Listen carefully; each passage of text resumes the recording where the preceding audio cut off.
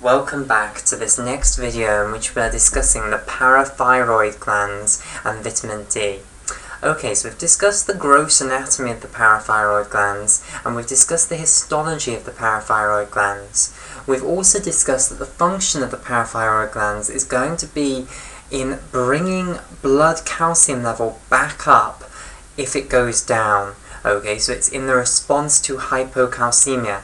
And I've discussed the different forms in which calcium is present within the blood, and I've discussed the fact that the important form that we are trying to keep constant is the free calcium level. That's the one that's really important to maintain within a narrow spectrum, okay, because that's the one that is really important for intracellular signaling all over the body. So if that changes dramatically, then we may get changes in the functioning of cells all over the body. Okay, we're not too bothered about keeping the amount of calcium that's attached to plasma proteins or the amount of calcium that's bound to phosphate ions constant. We want to keep the free ion calcium concentration constant. Okay, so what I now want to talk about then is I want to talk about the synthesis and storage of parathyroid hormone by the chief cells of the parathyroid gland, and then I want to actually talk about the response to hypocalcemia. So I want to see how the chief cells are actually detecting the free ion calcium concentration in the blood or in the extracellular fluid, and then how, if it goes down, they're going to respond to it. And I want to give an overview of what parathyroid hormone is actually going to do in order to bring blood calcium level and extracellular fluid calcium level, because remember, extracellular fluid calcium level and blood calcium level are the same, they're in continuum with one another. Okay, how we're going to actually bring that back up. Okay, so let's go over the synthesis and storage of parathyroid hormone then within the chief cells of the parathyroid gland. Okay, so let's just have a little bit of a reminder of the central dogma of biology, and then we'll see the secretory pathway. Okay, because as we'll see, parathyroid hormone, when it's first synthesized, it is synthesized in a pre-pro form. Okay, and you have to process the pre-pro parathyroid hormone down. You have to chop bits off to actually produce the final product of parathyroid hormone. Okay, so let's say we are now inside a chief cell of one of the parathyroid glands, and let's say this is going to be the nucleus of that chief cell of the parathyroid gland. Okay, so inside, of course, we'll have lots of DNA, and let's say that this little piece of DNA here is actually going to represent the parathyroid hormone gene. Okay, so I'll colour it in. So in purple, this little section of DNA, or pinky sort of colour, this little section of DNA is going to be the parathyroid hormone gene. Okay, so what's going to happen, of course, is that we're going to transcribe the parathyroid hormone gene. We're going to produce mRNA for the parathyroid hormone gene, and this will pass out of the nucleus into the cytoplasm for translation to occur. So the next portion is that we will have our parathyroid hormone mRNA here in the cytoplasm of our chief cell. So I'll have the mRNA coloured in orange here. And then, of course, what's going to happen is this parathyroid hormone mRNA is going to be read by a ribosome and translated into an actual polypeptide. So the next step is translation. So I'll draw my ribosome here, and it will be reading the parathyroid hormone mRNA, and it will be producing the parathyroid hormone polypeptide here. But what we produce is not actually the final parathyroid hormone. It's going to be what's called pre-pro parathyroid hormone. So pre-pro PTH is the first thing that we're going to produce here. So let me just colour this in. So here in green, this is the polypeptide being produced from the translation process. And here in orange, this is the actual parathyroid hormone mRNA being read, and of course that little circle there is denoting the ribosome. Okay, so now what I want to talk about then is what is the structure of this final pre-pro parathyroid hormone, and how is it going to be processed to parathyroid hormone, and how is it going to go through the secretory pathway within the cells? Well, the first thing to say is that if you've ever seen the secretory pathway for anything in any cell of the body, in any secretory cell in the body, This pathway is absolutely classical. Okay, so we're going to use the classical secretory pathway where it goes into the endoplasmic reticulum first, then into the Golgi apparatus, and then into a secretory granule. Okay, so it's the classical secretory pathway, but I'll go over it anyway. Okay, so firstly, the structure of pre-pro parathyroid hormone then. Let me draw out a linear picture of it. So let's say this is the completed pre-pro parathyroid hormone. Clearly this was the incomplete polypeptide. We hadn't finished translation yet, but let's say we now have finished translation. Okay, the completed pre-pro parathyroid hormone is 115 amino acids in length. Okay, so if you were to count all of the amino acids in it, you'd get 115 as the answer.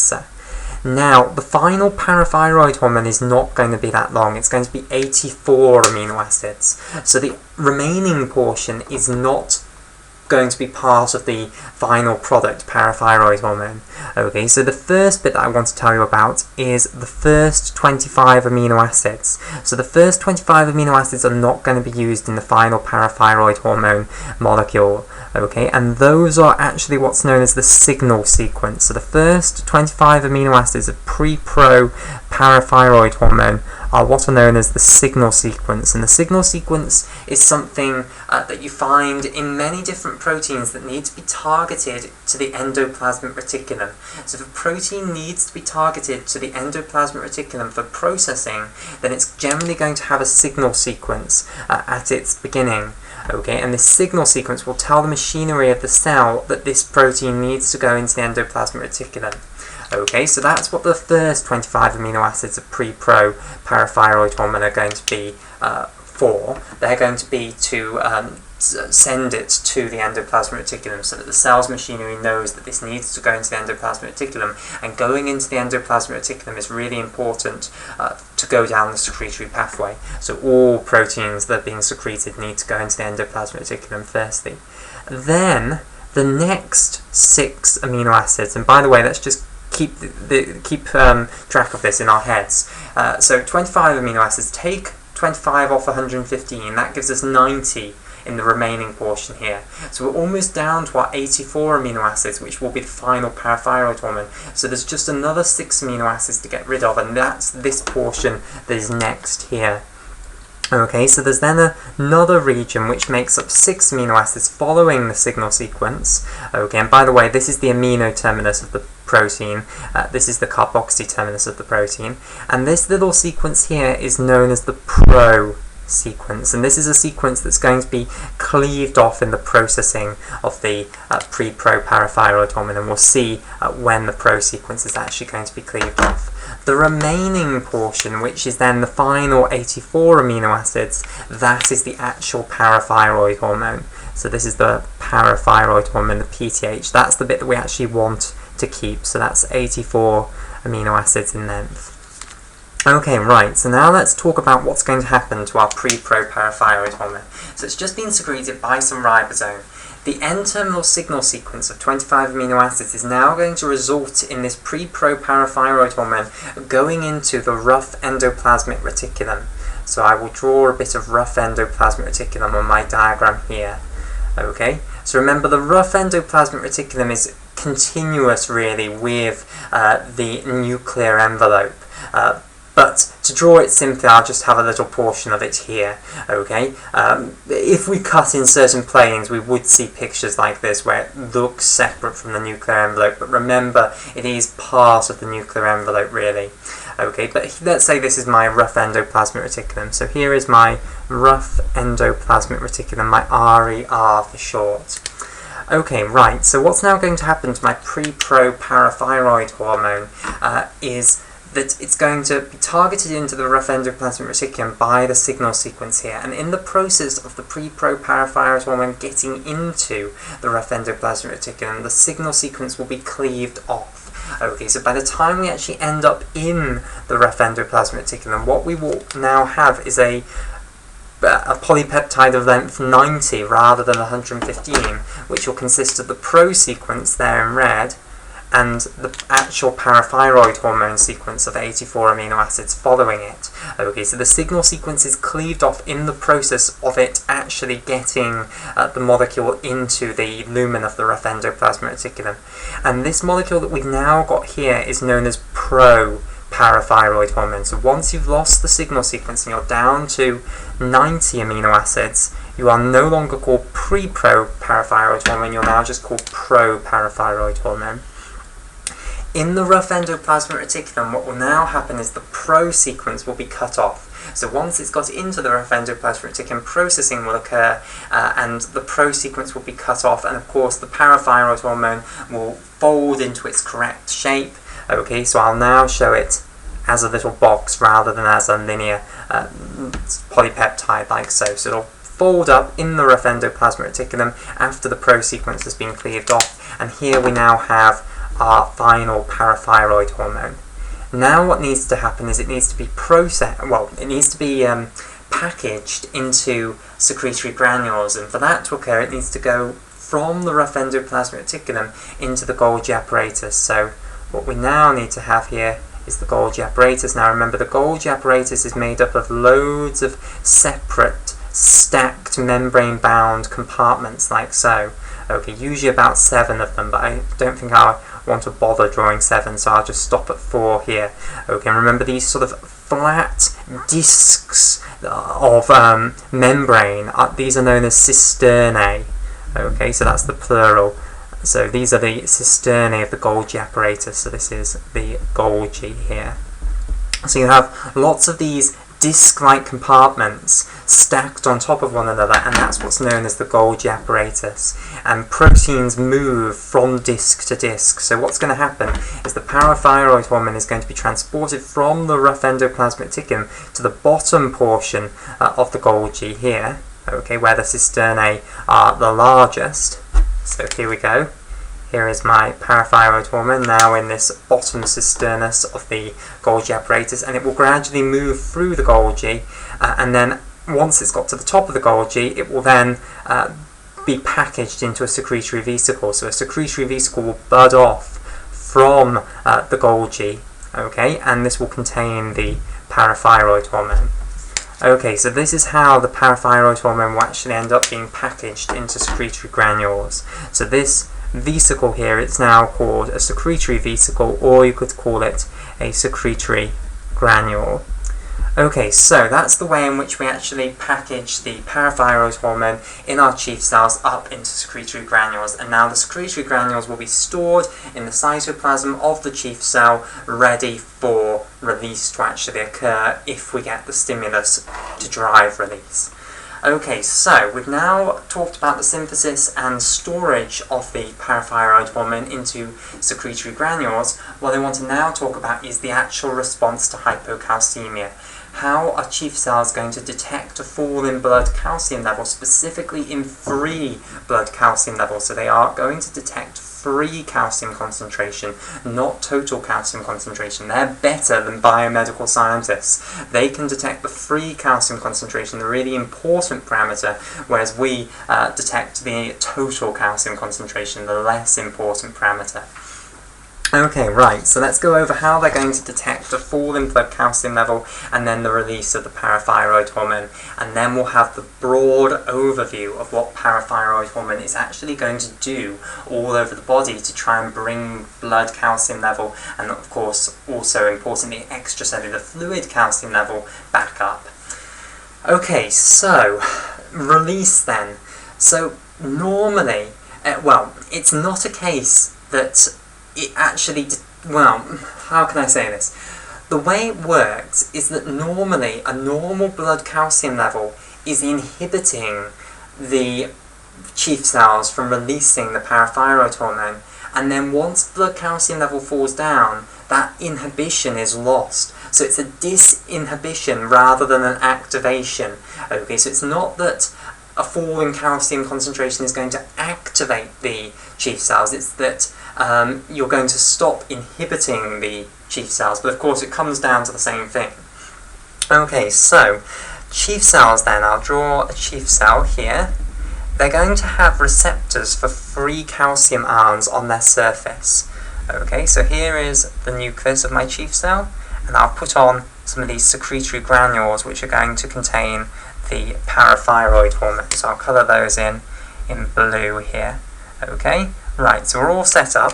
Now, as I say, on the surface of these chief cells, you're going to have a receptor which is capable of detecting free calcium ions in the extracellular fluid. So the chief cells are always going to be measuring the concentration of free calcium ions within the extracellular fluid, but of course that's in equilibrium with the free calcium concentration in the blood. They're in continuum with one another. Okay, so the free calcium concentration in the blood is the same as the free calcium concentration in the extracellular fluid. Okay, so if blood calcium concentration goes down, extracellular fluid calcium concentration goes down. Okay, so what is the receptor for detecting free calcium concentration? Well, it's known as the calcium sensing receptor, and it is an example of a G protein coupled receptor.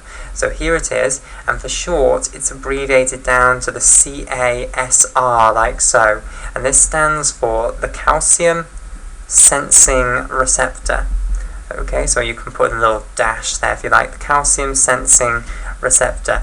And free calcium ions in the extracellular fluid are going to bind to the calcium sensing receptor, and when they do so, it triggers intracellular pathways inside the cell, intracellular pathways that we won't go through. We'll just do it on the cellular level rather than on the molecular level. It triggers intracellular signaling pathways within the chief cell here that prevent the release of these parathyroid hormone containing secretory granules. So normally, when free calcium concentration is normal, okay, so when the free calcium concentration is between 1.3 and 1.5 millimolar, then that free calcium is binding to the calcium sensing receptors, and it's causing intracellular signaling cascades inside of these chief cells that will stop the parathyroid hormone containing secretory granules from being released. In addition, it's also going to block the synthesis of further parathyroid hormone. So this is going to do two things. It's going to stop secretion, it's inhibiting secretion continuously, and it's also stopping synthesis, so it will also stop synthesis of more parathyroid hormone. Okay? So normal calcium concentration stops the chief cells of the parathyroid the parathyroid glands from releasing the parathyroid hormone containing secretory granules.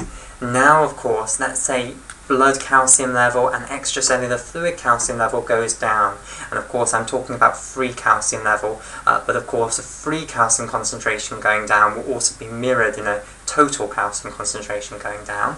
Okay, so now let's say we've got hypocalcemia, so this is the fancy way of saying that blood calcium level is too low, so hypocalcemia. What's going to happen now is we're going to lose the inhibition. The inhibition is going to go down. You're going to have far fewer of these calcium sensing receptors on the chief cells being activated by calcium.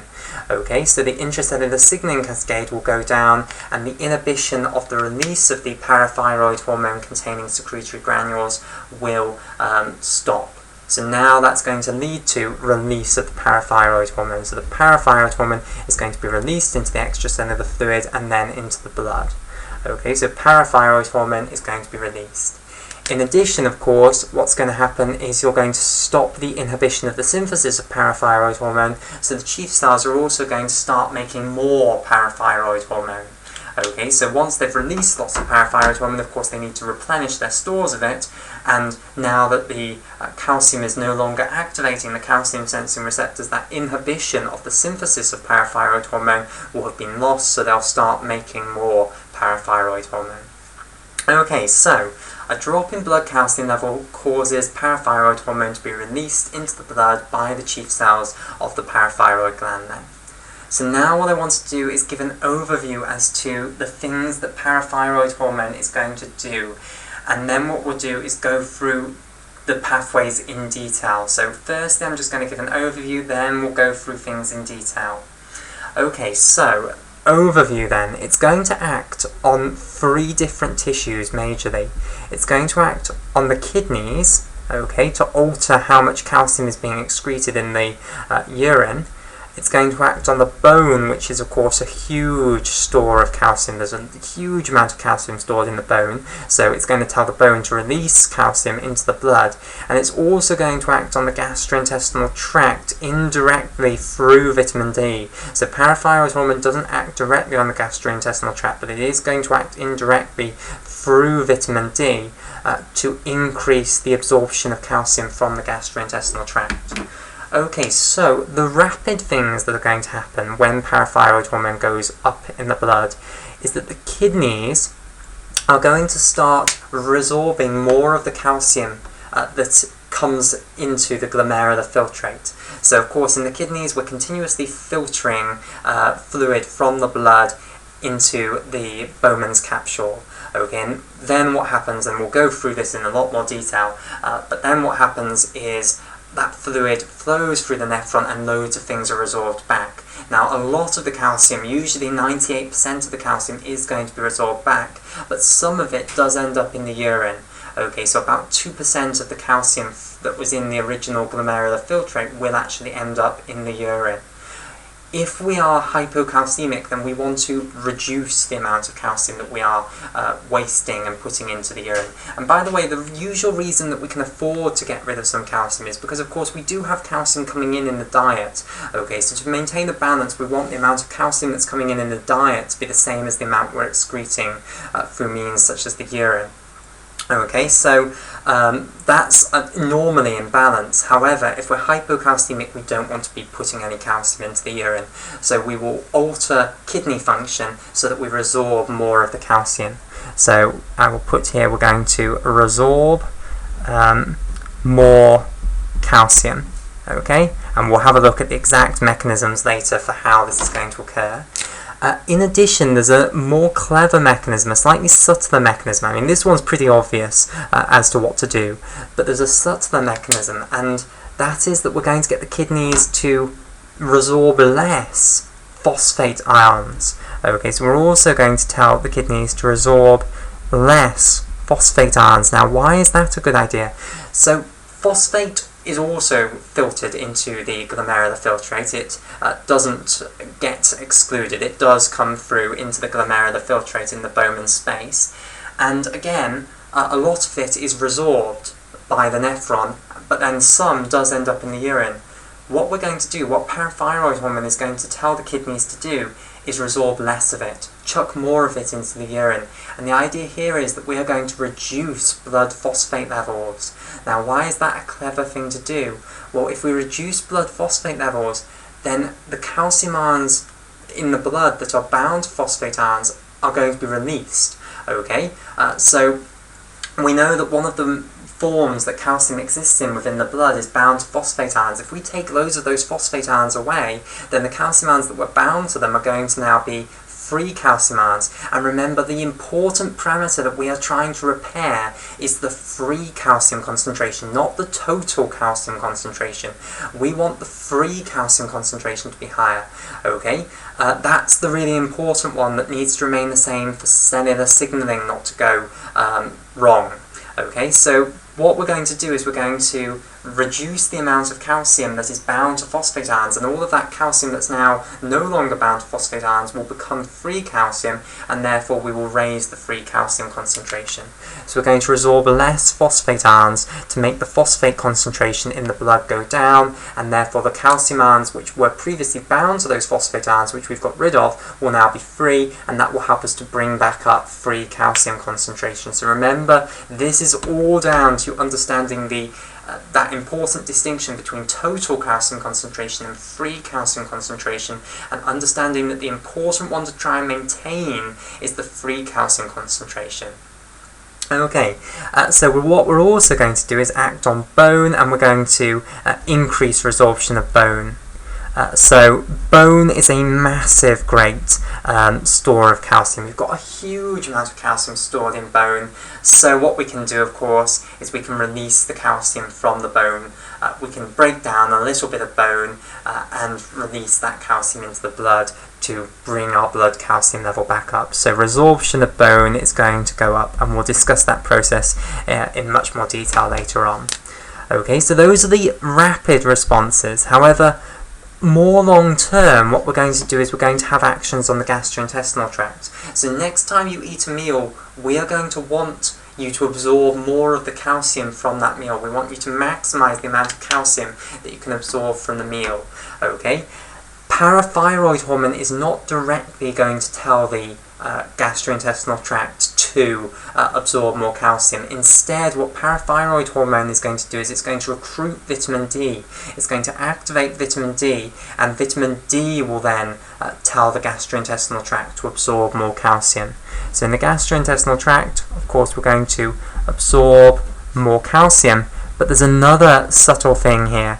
We're also now going to absorb more phosphate ions as well. So vitamin D is also going to tell the gastrointestinal tract to absorb more phosphate ions. Now you might think, well, this looks contradictory to this, but remember this is on the more long-term basis.